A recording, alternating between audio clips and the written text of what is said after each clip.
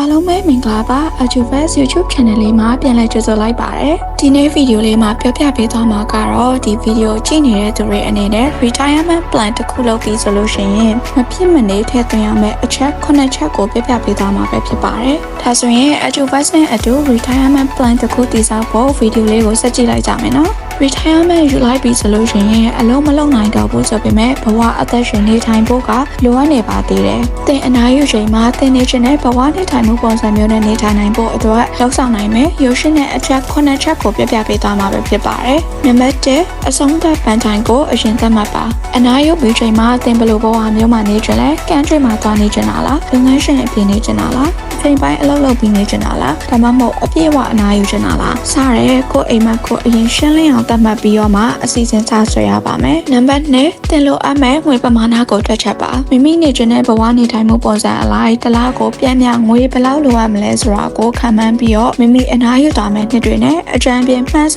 ပြီးတော့ချိုးတင်တွက်ချက်ရပါမယ်မြန်မာနိုင်ငံသားတွေအနေနဲ့တော့ငွေကြေးဖောင်းပွားမှုနှုန်းကိုပါထည့်တွက်ဖို့မမေ့ပါနဲ့နံပါတ်3ဝင်ငွေတစ်ခုလည်းပေါ်မှာပဲမိကိုမနေပါနဲ့ပြင်ဆင်လားစာတွေရတာကောင်းပေမဲ့များသောအားဖြင့်တော့ပင်စင်လားစာတွေကအသုံးကြီးအကုန်လုံးအတွက်လုံလောက်မနေနိုင်ပါဘူး။အဲ့ဒီအတွက်စုဆောင်းထားတဲ့ငွေအမခံငွေရင်းနှီးမြှုပ်နှံမှုတွေနဲ့အပေါ်ဝင်ငွေစသဖြင့်အမျိုးစုံအောင်ဖြန့်ကျက်ထားသင့်ပါတယ်။နံပါတ်4 compound interest ကိုအသုံးချပါ။ငွေကိုစောစောစုဆောင်းလေသင်ပစံကသင်တော့ပို့အလုံးလုံးပေးနိုင်လေးဖြစ်ပါတယ်။အချိန်တိုင်းမှာအမြဲမပြတ်အလုံးလုံးသားမယ်ဆိုရင်တင်းငယ်တဲ့ငွေပမာဏတောင် compound interest ကြောင့်ကြီးထွားလာနိုင်ပါတယ်။နံပါတ်5သိချမ်းမရေးနဲ့ချမ်းသာမှုကိုကာကွယ်ပါ။ချမ်းမရေးကုန်ကျစရိတ်တွေကသင်ရှာဖွေစုဆောင်းထားတဲ့ငွေတွေကိုကုန်သွားစေနိုင်ပါတယ်။ဒါကြောင့်နောက်မကြခင်မှာကျန်းမာရေးအာမခံဒါမှမဟုတ်ကြီးမားတဲ့ယောဂအာမခံကိုစနစ်တကျကြိုတင်ပြင်ဆင်ထားဖို့လိုအပ်ပါတယ်။နံပါတ်6မကြာခဏပြန်လဲသုံးသပ်ပါ။သင်စီစဉ်ထားတဲ့ retirement plan ကိုနှစ်စဉ်သုံးသပ်ပြီးတော့ဝင်ငွေကုန်ကျစရိတ်နဲ့သိရည်မှန်းချက်တွေအရမကြာခဏပြန်လဲပြင်ဆင်သုံးသပ်ဖို့လိုအပ်ပါတယ်။ဒါမှ